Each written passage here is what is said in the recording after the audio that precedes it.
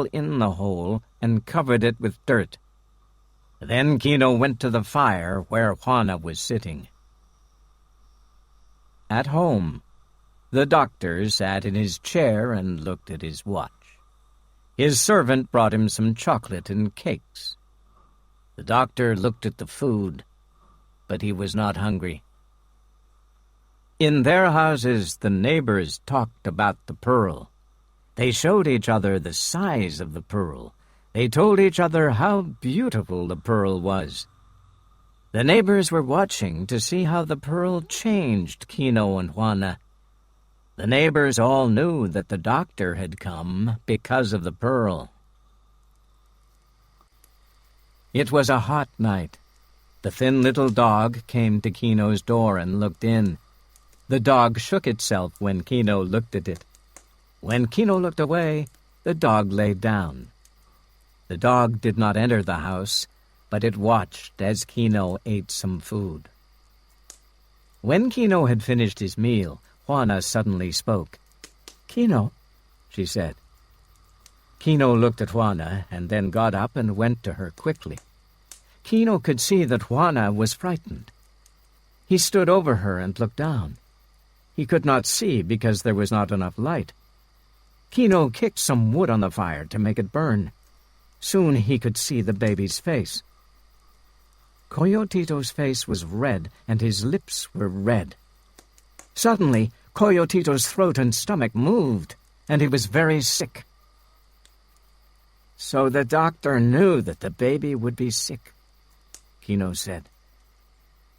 Kino remembered the medicine, and he was sure that the doctor had made Coyotito sick. Juana moved from side to side and sang a little song. She thought that the song would keep away the danger. Coyotito moved about in Juana's arms and was suddenly sick again. The doctor finished his chocolate and ate the little cakes.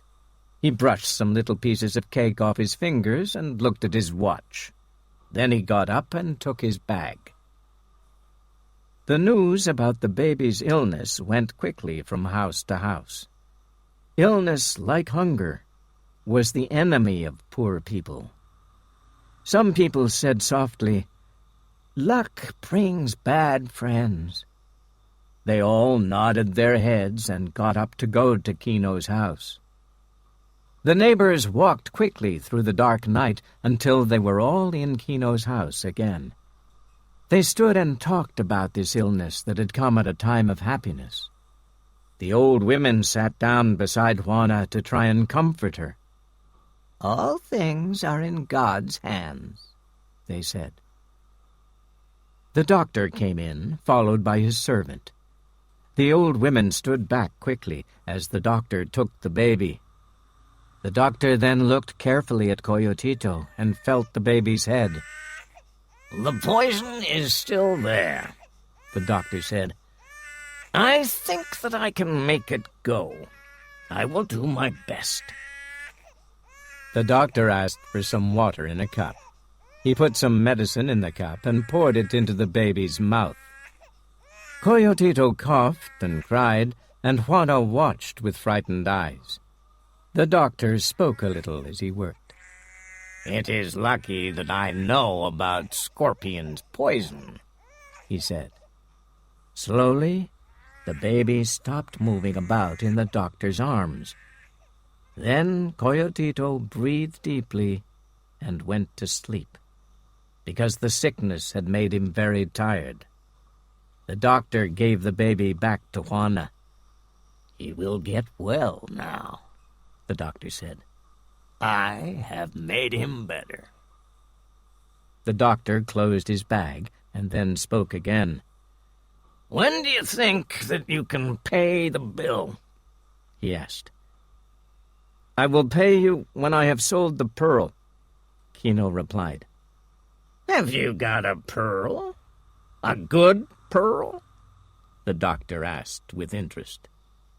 Then all the neighbors spoke together.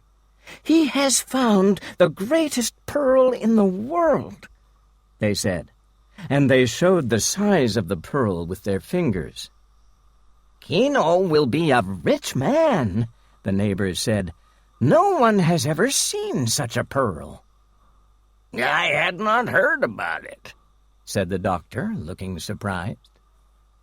"Do you keep this pearl in a safe place?" he asked.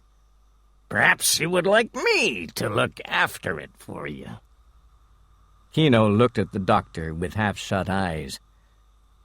"I have put the pearl in a safe place," he said. "Tomorrow I will sell it, and then I will pay you."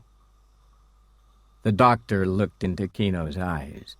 He knew that the pearl would be somewhere in the house.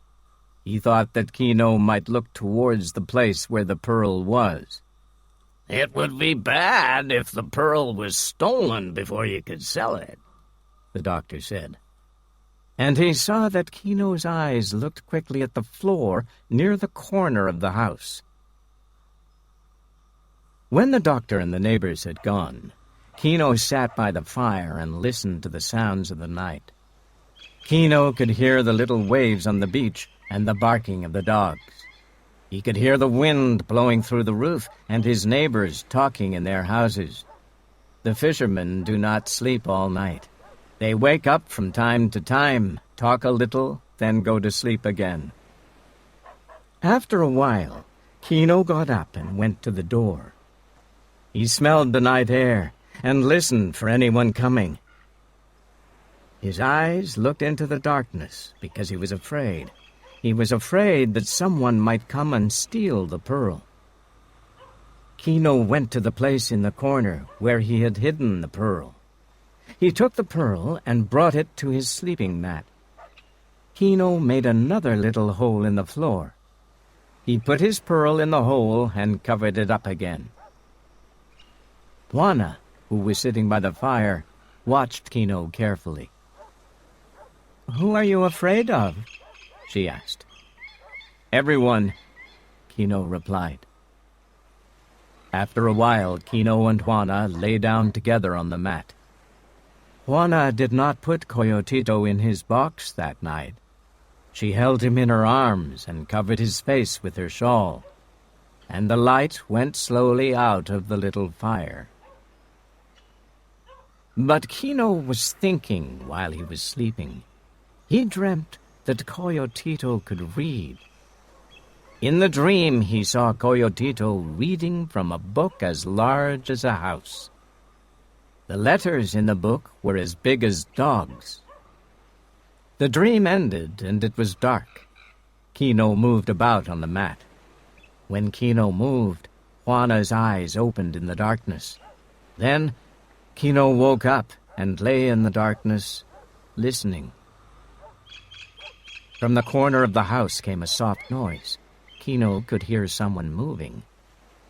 He stopped breathing so that he could listen. He knew that the man in his house had stopped breathing, too. Kino thought that perhaps he had been dreaming, but Juana's hand touched him, and he listened carefully. He heard the sound of breathing again. They could also hear the sound of someone's fingers in the dry earth. Kino was suddenly angry. His hand went slowly to his knife. Then he jumped like an angry cat towards the corner of the house with his knife in his hand. He felt someone's shirt and struck with his knife. He did not hit anything. Kino struck again and felt his knife going through the shirt. Then something hit Kino on the head. Kino's head was suddenly full of pain, and he heard someone running towards the door. Then there was silence. Kino could feel warm blood running down his face, and he could hear Juana calling to him. "Kino! Kino!" she cried. Juana sounded very frightened. "I'm all right," Kino said. "He's gone." Kino went slowly back to his sleeping mat. Juana was already working at the fire. She found a piece of burning ash and some little pieces of wood. Juana blew on the fire and made the flames burn. Soon a little light danced through the house. Then Juana took a candle, lit it from the flames, and put the candle near the fire. Juana worked quickly, crying a little as she moved about. She put the end of her shawl in some water and washed the blood from Kino's head. "It's nothing," Kino said, but his voice was hard and cold. Suddenly Juana cried out. "The pearl is bad," she cried. "It will destroy us. Throw it away, Kino. Let's break the pearl with a big stone. Let's put the pearl in the ground. Let's throw the pearl back into the sea." In the firelight, Juana's lips and eyes looked very frightened, but Kino's face did not look frightened now. "This is our one chance," he said. "Our son must go to school. Coyotito will not be a poor man. He will be free." "The pearl will destroy us," Juana cried. "The pearl will destroy our son, too." "Be quiet," Kino cried. "In the morning we will sell the pearl. Be quiet, wife." Kino's dark eyes were angry as he looked into the little fire. His knife was still in his hands. Kino raised the knife and looked at it. He saw a little line of blood on it. Kino cleaned the knife by pushing it into the earth. The morning wind blew on the water and through the trees. Little waves washed onto the sandy beach. Kino lifted up his sleeping mat and found his pearl. He put the pearl in front of him and looked at it for a long time. The beauty of the pearl made Kino dream again. The pearl was so beautiful. The pearl would buy happiness for the future. The shining pearl would keep away illness and danger. Kino and Juana would never be hungry again. As Kino looked at the pearl, the anger went out of his eyes and his face became softer. Juana looked at Kino and saw him smile. Juana smiled with him, and they began the new day with hope.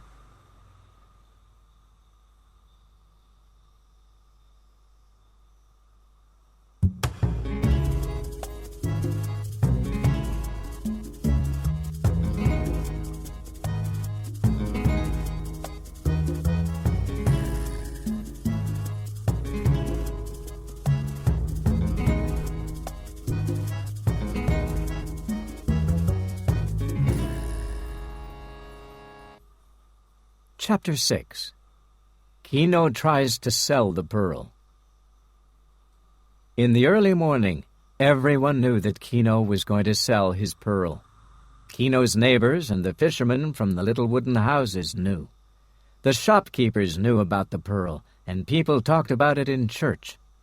The beggars knew that Kino was going to sell his pearl. The little boys were excited, and the pearl buyers were excited too.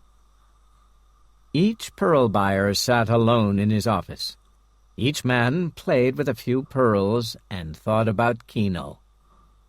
When someone wanted to sell a pearl, the buyers became very excited. The happiest pearl buyer was the buyer who bought pearls for the lowest prices, and all the buyers knew the price that they were going to offer Kino. The sun was hot and yellow that morning. The canoes lay in a line on the beach, but the fishermen did not go out diving for pearls. They wanted to see Kino sell his pearl. In the little wooden house by the sea, Kino's neighbors sat eating their breakfast for a long time. They talked about the things they would do if they found the pearl. One man said that he would give all the money to the church. Another man said that he would give all the money to the poor people in the town. The neighbors hoped that the money would not change Kino. They hoped that Kino would not become greedy. All the neighbors liked Kino, and they did not want the pearl to destroy him. "Kino has a good wife," said the neighbors, "and a beautiful baby. Kino and Juana will have more babies in the future. We hope that the pearl will not destroy them all." For Kino and Juana, this morning was the most important morning of their lives. Coyotito was dressed in his best clothes. Juana combed her hair and tied the ends with 2 little bows of red ribbon. Then Juana put on her marriage skirt. Kino's clothes were old but clean. This was the last day that Kino would wear old clothes. Tomorrow, or perhaps this afternoon, Kino would have new clothes. The neighbors were dressed and ready too. They were watching Kino's door. They were waiting for Kino and Juana to leave the house. Kino and Juana wanted the neighbors to come to the town to watch Kino sell the pearl. Kino and Juana wanted their friends with them on this important day. Juana put on her shawl carefully. She wrapped Coyotito in one end of the shawl so that the baby hung under her arm. Kino put on his big straw hat. He made sure that the hat was in the right place. Kino did not want the hat on the back or on the side of his head, like an unmarried man. He did not want the hat to be flat on his head, like an old man, either. Kino wanted the hat to be lifted a little at the front to show that he was young and strong. People can tell many things by the way a man wears his hat. Then Kino wrapped the great pearl in an old, soft piece of animal skin and put it in a little leather bag. He put the leather bag in his pocket. Kino folded his blanket over his left shoulder, and then he was ready. Kino stepped out of the house. Juana followed, carrying Coyotito. As Kino and Juana walked up the little street towards the town, the neighbors came out of their houses. Many people and children came out of their houses. But because the day was so important, only one man walked with Kino. That was Kino's brother, Juan Tomas. "You must be careful that the buyers do not cheat you," Juan Tomas said. "I shall be very careful," Kino replied. "How can we know what is a fair price?" asked Juan Tomas. "We do not know the price that the buyers give in other towns." "That is true," Kino answered. "But how can we know? We are here, and we are not in the other towns." "Before you were born, Kino," he said, "the old people thought of a way to get more money for their pearls.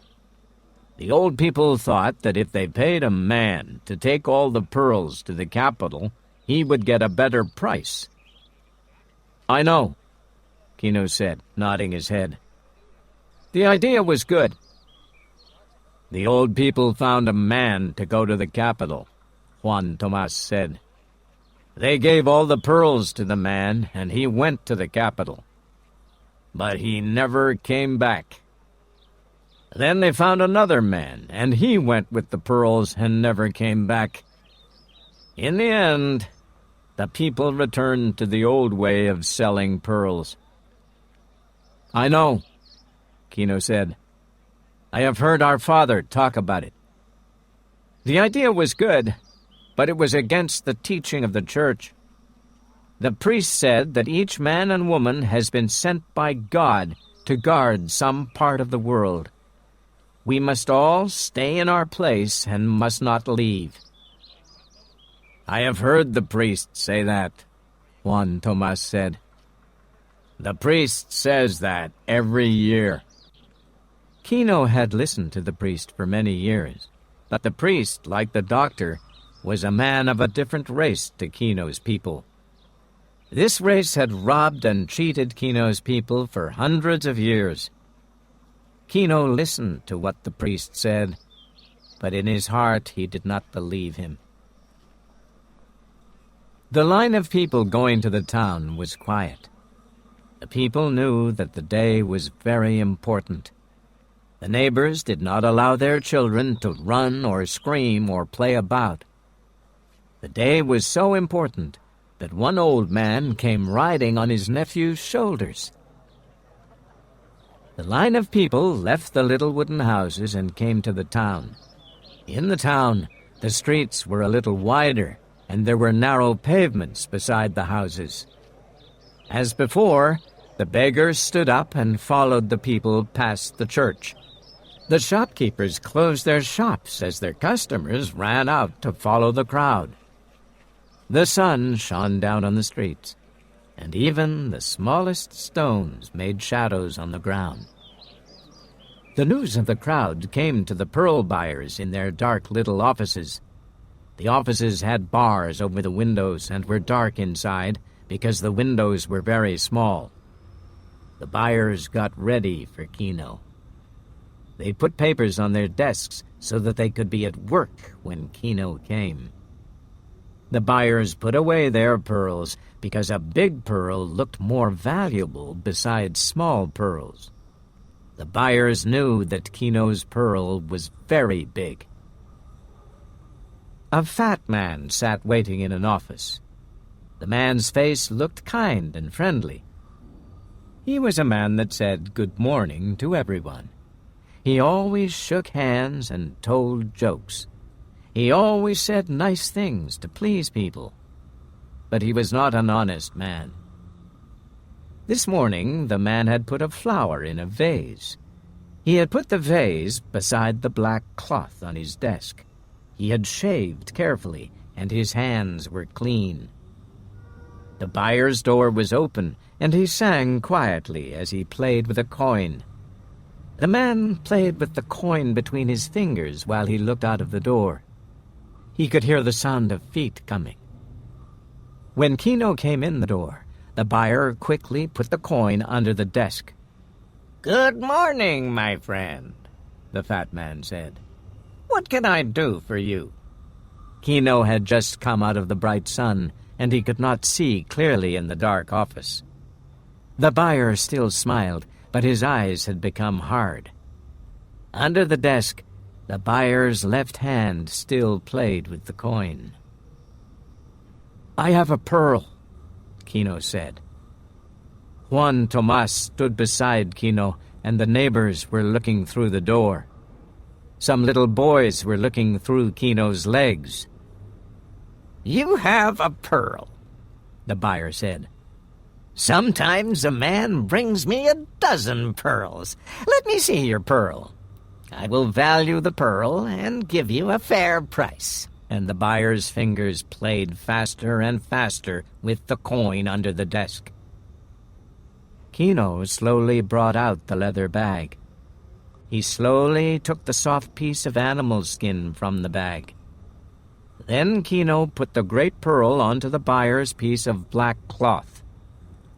Kino looked at the buyer's face.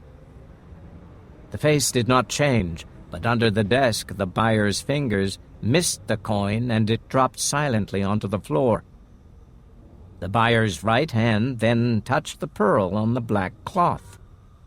The buyer picked the pearl up between his fingers and looked at it closely.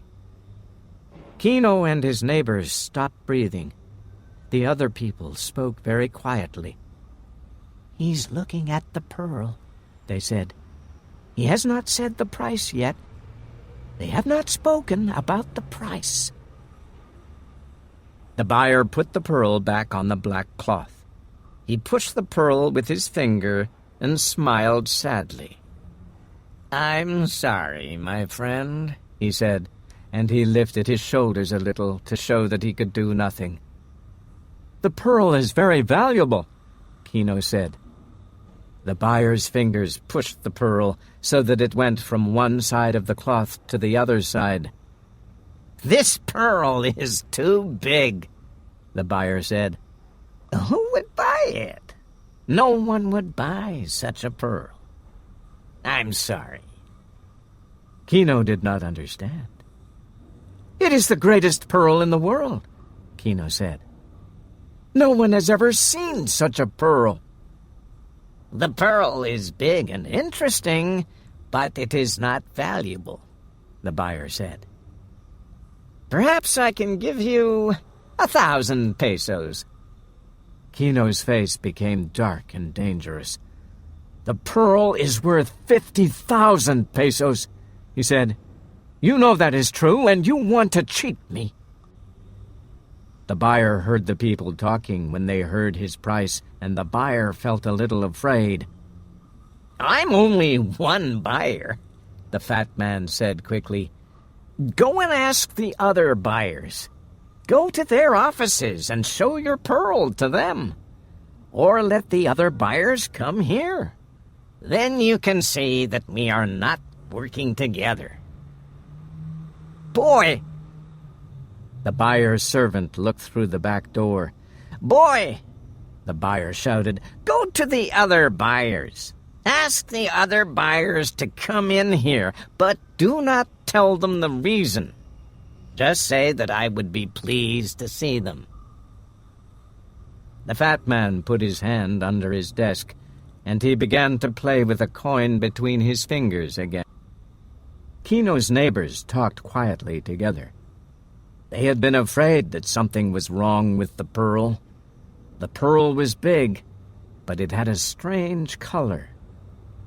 The neighbors had thought about the color from the moment that Kino had found the pearl. 1,000 pesos was not a bad price. 1,000 pesos was a lot of money for a man who had no money at all. If Kino took the 1,000, he would have 1,000 more than before. Only yesterday, Kino had nothing. But Kino's face was hard and his lips were tight. Kino felt as if wild animals were all around him. He felt that everything was bad and that he was in danger. The great pearl shone on the black cloth, and the buyer could not stop looking at it. The people in the door stood back to let the 3 other buyers come in. The crowd was silent because the people wanted to see and hear everything.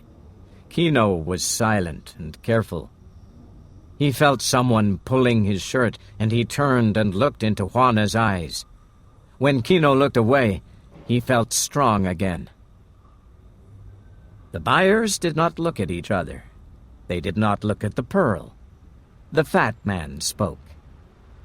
"I have given this man a price for this pearl," he said.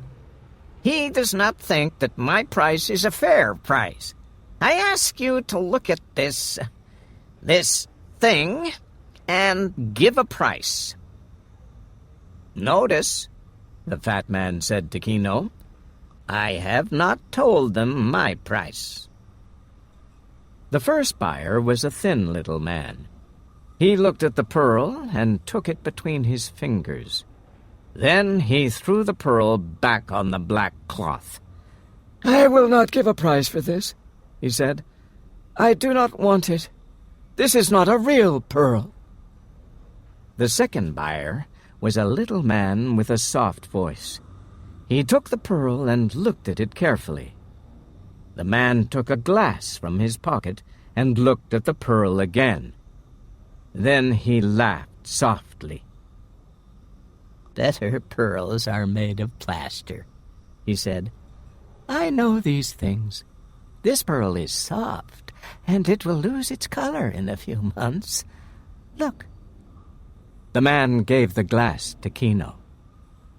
Kino had never seen a pearl through a glass before, and he thought that his pearl looked very strange. The third buyer took the pearl from Kino's hands. "I know a man who likes such things," the buyer said. "I will give you 500 pesos. Perhaps I can sell it to that man for 600. Kino quickly took the pearl from the third buyer. Kino placed the pearl in the piece of animal skin and put it in the little bag. The fat man behind the desk spoke. "I'm a fool," he said, "but I will still give you 1,000 pesos. Kino put the little bag into his pocket. "What are you doing?" the fat man asked. "You are cheating me," Kino said angrily. "My pearl is not for sale here. I will go to the capital." The buyers looked at each other quickly. The buyers knew that their prices were not high enough. They also knew that the rich buyer would be angry if they did not get the pearl. The fat man at the desk spoke again. "Perhaps I could give you 1,500 pesos," he said. But Kino was pushing his way through the crowd. Kino's blood was beating in his ears as he pushed through the crowd and walked angrily away. Juana ran after Kino down the street.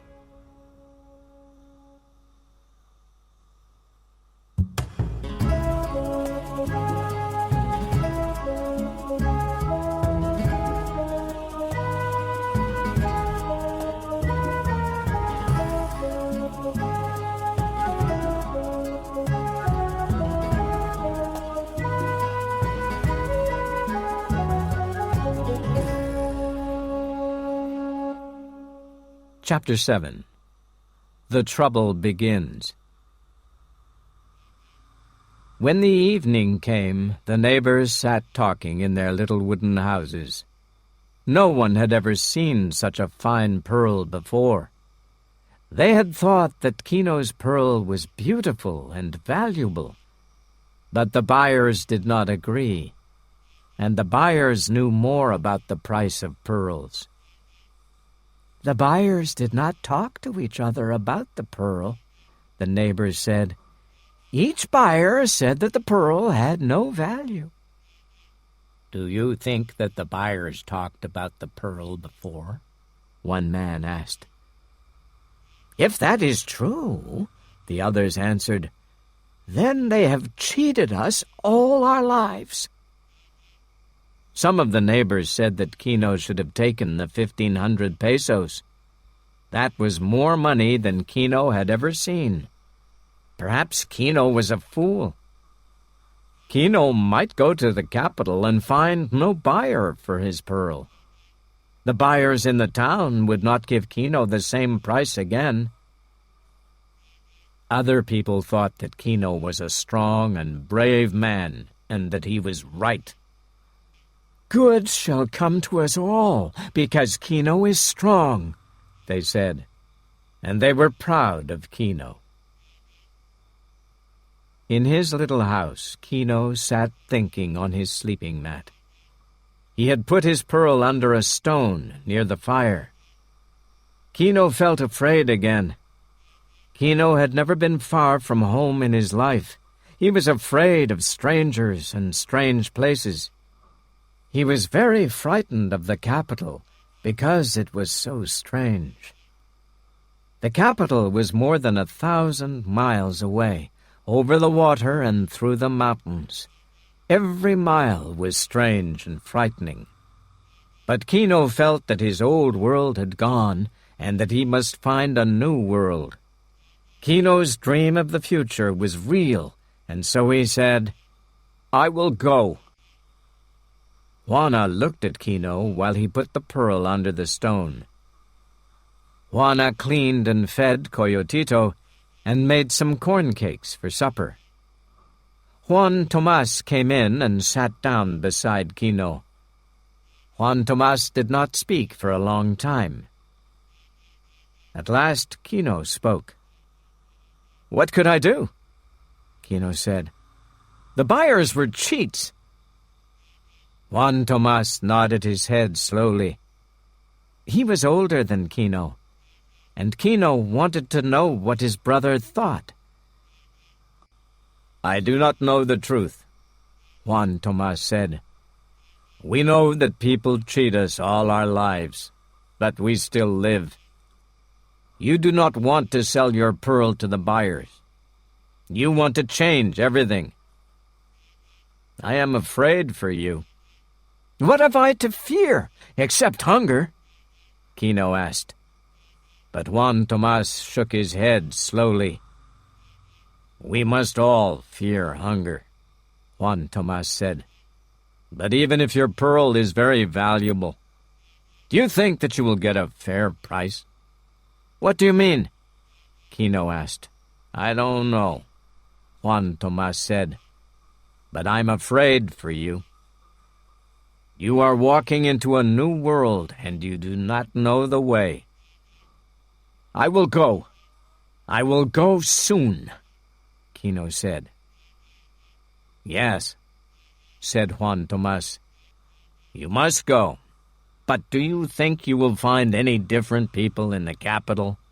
Here in the town you have friends, and you have me, your brother. In the capital you will have no one. What can I do? Kino asked. The buyers have cheated us. My son must have a chance. The buyers are trying to cheat my son.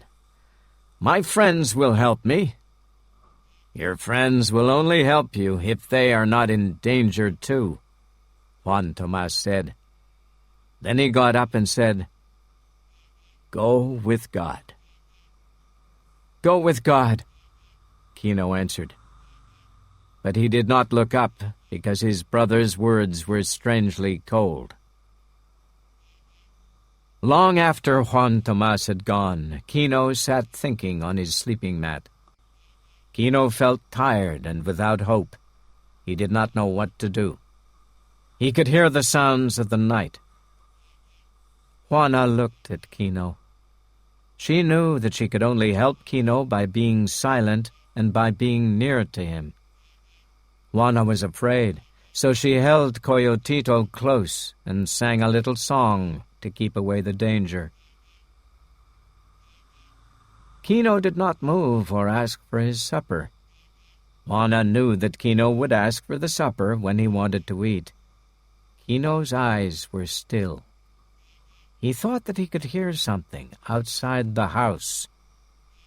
Kino thought that something dark and bad was waiting for him outside in the night. The thing outside was dark and bad, and it called Kino to come and fight. Kino's right hand went into his shirt, and he felt his knife. His eyes were open wide. He stood up and went to the door. Juana wanted to stop Kino. She lifted up her hand to stop him, and her mouth opened. Kino looked out into the darkness for a long time, and then he went outside. Juana heard something move through the air and hit Kino. Juana was too afraid to move for a moment. Then she pulled her lips back from her teeth like a cat. She put Coyotito on the floor, took a stone from near the fire, and ran outside. Kino lay on the ground. Juana could not see anyone else. The only sound was the sound of the wind and the waves. But Juana felt that someone was there in the darkness, behind the wooden fence, or waiting in the shadow of the house. Juana dropped her stone and put her arms around Kino. She helped him get up and walk into the house. Blood was running down Kino's face, and he had a deep cut from his ear to his chin. Kino shook his head from side to side. His shirt and his clothes were torn. Juana helped Kino to his sleeping mat, and then she wiped the blood from his face with her skirt.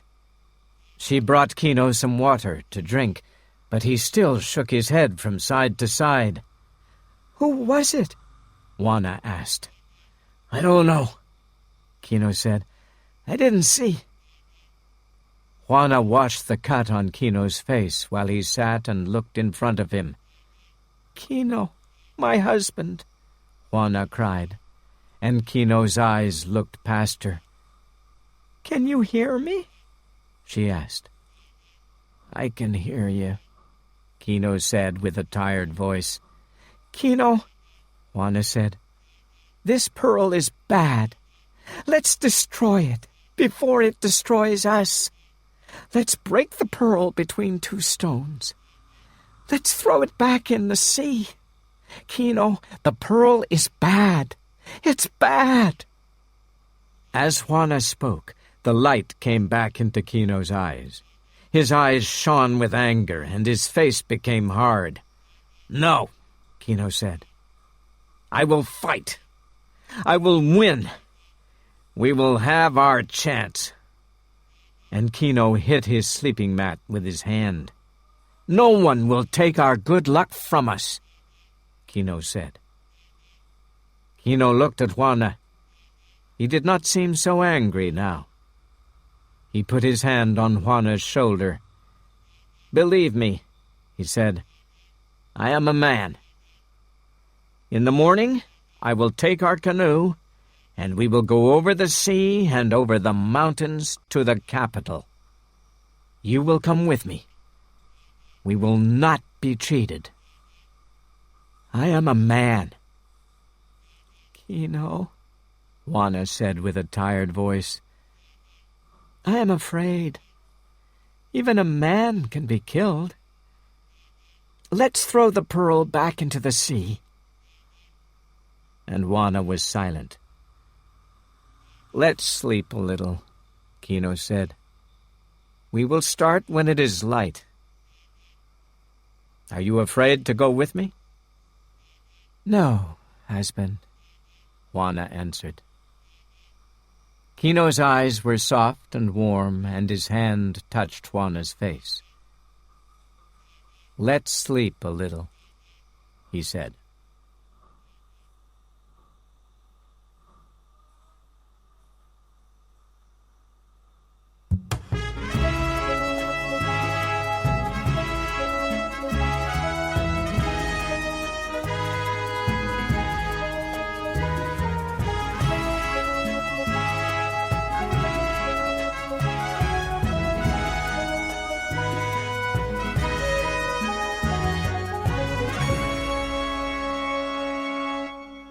Chapter 8. Fire and Death. Kino opened his eyes in the darkness. He felt something moving near him, but he did not move. Kino's eyes looked into the darkness. The light of the moon came through the holes in the little house. By the light of the moon, Kino saw Juana get up silently. He saw her go towards the fireplace. Kino heard a little sound as Juana moved the stone.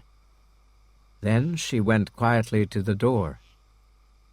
She stopped for a moment near Coyotito's hanging box. Then Kino saw Juana in the doorway as she went out. Kino was very angry. He got up and quickly followed Juana. Kino could hear her footsteps going towards the sea. Kino's anger was burning in his head as he silently followed her. Juana went through some bushes and over some stones towards the water. Then she heard Kino coming, and she started to run. Juana's arm was up and ready to throw the pearl into the sea. Kino jumped forward and held her arm and took the pearl. Then Kino hit Juana in the face with his hand. Juana fell on the stones, and Kino kicked her as she lay on the ground.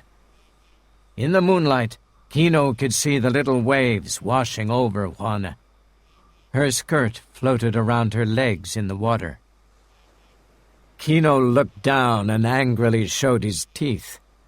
Juana looked up with wide, frightened eyes. Juana was like a sheep in front of a butcher. She knew that Kino could kill her and that she would not stop him. Juana was waiting for death. Then the anger left Kino, and he felt sick at what Juana had done. Kino could not think clearly any more. He turned away and walked back through the bushes. Suddenly he heard someone running at him. Kino struck with his knife, and he felt the knife go in. Then someone pulled Kino to the ground, and Kino felt greedy fingers going into his pockets. The pearl dropped onto the little stone pathway and shone in the moonlight. Juana pulled herself up from the water. Her face and the side of her body were full of pain. She pulled herself up onto her knees. Juana was not angry with Kino. She needed Kino, and she could not live without him. Juana did not understand Kino very well, but she knew him and needed him. Of course Juana would follow Kino. She would follow Kino because she might be able to save him. Juana got up slowly. She washed her face with the seawater and then went slowly up the beach after Kino. Some clouds had moved over the sky from the south. The moon went in and out of the clouds so that Juana sometimes walked in darkness and sometimes in the moonlight. Her back was bent with pain, and her head hung low. She went through the bushes when the moon was covered with clouds. When it was light again, Juana saw the great pearl shining on the stone pathway. She knelt down and took the pearl. The moon went behind a cloud again. Juana stayed on her knees and thought about going back to the sea again. When the moon came out from behind the clouds, Juana saw 2 men lying on the path in front of her. Juana jumped up and saw that one of the men was Kino. The other man was a stranger. The stranger had blood coming from his throat. Kino moved a little and tried to talk. His arms and legs moved slowly, like the legs of a half-dead animal. A dead man was lying on the path, and Kino's knife was lying next to the dead man. And Kino's knife was covered with blood. Juana wanted to live the old life, the life before the pearl. But their lives had changed since they found the pearl. Bad things had happened. And now Kino had killed a man. Now Kino and Juana could do nothing except run away. Juana's pain had gone now. She quickly pulled the dead man from the pathway into the bushes. Juana went to Kino and washed his face with her wet skirt. At last Kino spoke. "They have taken the pearl," he said. "I have lost the pearl. My dream is finished. The pearl has gone." Juana comforted Kino as she would comfort a sick child. "Here is your pearl," Juana said. "I found the pearl on the path. Can you hear me now? Here is your pearl. Can you understand? You have killed a man. We must go away. People will come for us. Don't you understand? We must go before daylight comes." "Someone attacked me," Kino answered. "I hit him to save my life." "Do you think anyone will believe that?" Juana asked. "No," Kino answered, breathing deeply. "You are right." Kino became a strong man again. "Go to our house and bring Coyotito," Kino said. "Bring all the corn that we have. I will push the canoe into the water, and we will go." Kino took his knife and left Juana. Kino ran towards the beach, and he came to his canoe. By the light of the moon, he saw a big hole in the bottom of his boat. Kino was so angry that he felt even stronger than before. His grandfather's canoe had been built with strong plaster. Now it had a big hole in the bottom. The killing of a boat was something very bad for the fishermen. The killing of a man was not so bad as the killing of a boat. A boat does not have sons, and a boat cannot fight. A wounded boat